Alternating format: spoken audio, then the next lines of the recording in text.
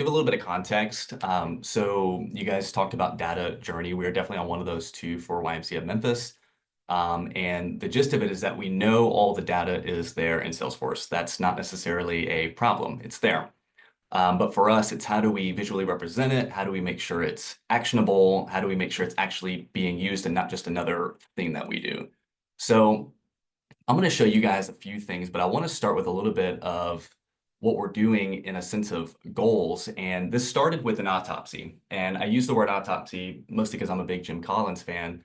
And we really wanted to look from top to bottom of where are we? Where are we now? And just start there. So we went through this autopsy and we found some things, right? Which I think you would normally find if you start digging underneath all the stones. So it started with two main insights, and I'm going to share my screen because there are technically three dashboards. Don't be mad at me, Rachel. There are three dashboards, but I'll be very brief on them. The first one is our insights dashboard. So I'm going to go and share this first. Beautiful. All right. You guys see what I'm seeing? You guys look good? So key insights, and this is nothing profound or brand new probably in YMCAs, but member churn is a real thing, right? So we started seeing that we lose a lot of our members very early on in their membership. And more specifically, we pulled the attrition rates of last year and we found that 50% of them left in under 6 months, okay? So autopsy, not the best metric in the world, but that's the point. When we dug in a little bit deeper, we started seeing some more metrics that kind of jumped out to us. And the first one I want to show you is this guy right here. And we see a pretty stark difference between a handful of our centers versus others on their lifespan, including my own, actually, where we have 3 of them, primarily here, that it's no coincidence that they have the highest amount of financial assistance needed for their membership, and they also have the shortest lifespan, right? So that's the first insight that we kind of got, that we're like, there's something that we have to change there. We have to fix something. The other side of it is that we felt like our profit margin in our paid for programming was being hindered by unintentional behaviors. And what I mean by that is just errors across the board. And when we look at them, our first approach that we took this year, once we got this autopsy under our belt, was to focus heavily on personal training, okay? I'm sure every single person on here has some sort of program, but the next insight I really want to show you guys is what has happened from taking this approach, putting some data in front of us. And here are the big trends right here. This is quarter over quarter. And the biggest trend you'll see here is that there's a stark climb that goes from Q1 of this year versus Q1 of last year, okay?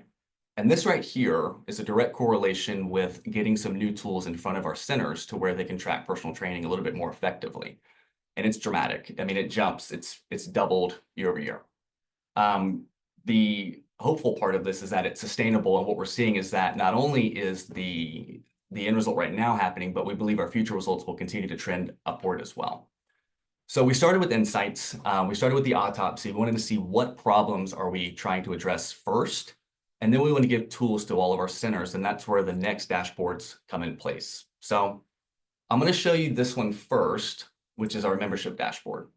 And this is how we're trying to approach making sure that we're keeping as many members as possible, because you guys know this, if you sold 100 units and you termed 100 units, you net zero, it's not really a great thing to celebrate. I would rather you sell less and term a lot less and grow. So that's our whole philosophy right now. And what we're focusing on primarily is how do we engage our members early on? And this is where the UPACE part comes in, because UPACE is the housing for us for group exercise, for personal training. Group exercise is one of the #1 ways to engage a member. So we want to make sure we get as many new members into group exercise as quickly as we can. So you'll see these 4 columns here. We got sales and terms. There's nothing dramatic there, but the engaging and saving is really where we want to drive our actions in our centers. So we want to put metrics in front of them that say, hey, you need to engage these members, or hey, you need to save these members. So this right here is the #1 driver of most of our actions. And then we get to go a little bit deeper into our program dashboard, which is my personal favorite right now. So on our program dashboard, we really have some major sections. We have group exercise, we have personal training and specialty training, and then we have, aquatics and miscellaneous things beyond that. But for group exercise, apart from the insights that we have, like normal penetration rates and things like that, we wanted to make sure what we had here was actionable. It's one thing to put a metric in front of somebody and they say, hey, that's cool, that's great. It's another thing to say, hey, here's exactly what you do with it. So what you see on here are just a few basic components, but our big thing that we want to make sure we do is not only measure where our classes are, we want to improve them. We want to actually improve the class attendance. We want to get more members into them. So one of our newest ones here, the star of the show, is this class improvement protocol. So what we're doing is basically saying, hey, here are classes that aren't performing as well as we want them to. We're going to put them through a specific protocol, and that includes recommending them on UPace. It includes branding, it includes signage, it includes push notifications, it includes a variety of things. And what we're going to do is we're going to run those plays for about 3 to 4 weeks, and we're going to see how they did afterwards and how did we actually grow the classes. So what you see here, this is our demo version because we're about to launch this in the next week, is actual data from our classes. So if we sat here and said, hey, these are the classes that we're putting under protocol right now. These are the ones we're going to invest in to grow. Here are the results, right? So after the improvement protocol, this is the percentage increase in their total attendance, okay? So if you read through them, you could say, hey, at the Bartlett Y Step Strong class, we increased by 18% over a course of about 2 months, right? You can see, hey, Power 40 Burn did really well, increased by 48%. And then even some right here, this is important too, to show what classes did not improve because we want to make sure we're using our funds wisely. Should we put it through the protocol and it doesn't improve? Probably a class that needs to come off, okay? So we're using this to drive actions and how we look into our schedules, see what our members want, and show to a T what's working, what actually improves our class attendance, and then we're going to start driving behaviors to get more members into them. So the other components that are on here is things like, hey, new members that have gotten into a class. So out of the people who have recently joined, how many of them did we actually get into the app and get into a class? And this right here is very important because we know that if we get them in, we're probably going to engage them a lot longer.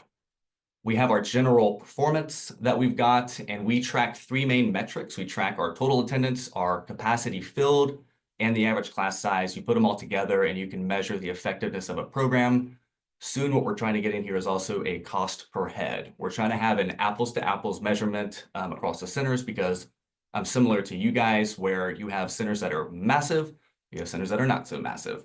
So how do you have one dashboard that has apples to apples measurements to where you can grade across the board and be on the same page? Total attendance on its own, probably not the best way to do it because there's a lot of variables that if you've got a massive gym and you have a small gym, it's not going to even be close.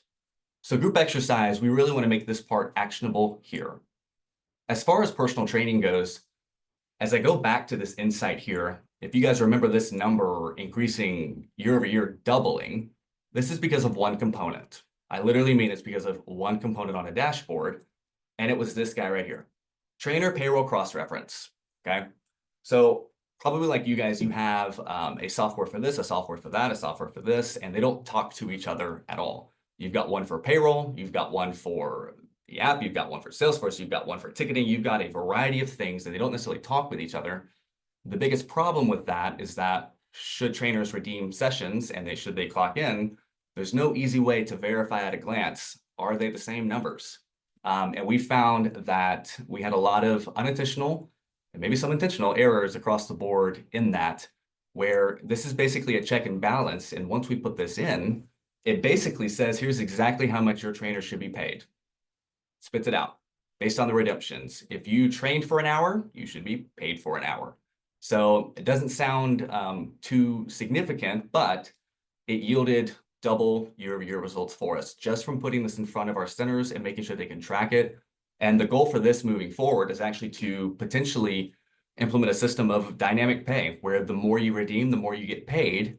And Salesforce would basically go back into our attendance for Paylocity. We use Paylocity for our HR, and it would stamp the record over there.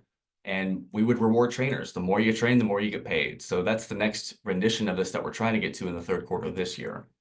So we want to put this data in front of people. We want to make sure it's actionable. Yes, all the trends, right? I love leaderboards. All of that's great. But we want to give specifically our directors of our centers something that you do with this data. It's not just something that you look at every now and then. It's not something you reference and say, hey, we're doing good. We want to give them all something very tangible to do. And what we're finding that right now for just group exercise and PT is this class improvement protocol and the trainer payroll cross-reference. Those two things are making a massive difference for us right now, and we hope to see a lot more. We do have plans for more components on here. We're trying to get profit margin in here for everything. So we still have a long ways to go, but this is where we are currently. And I hope you guys enjoyed a little bit of the show and tell from some of the dashboards we've been working on here in Memphis.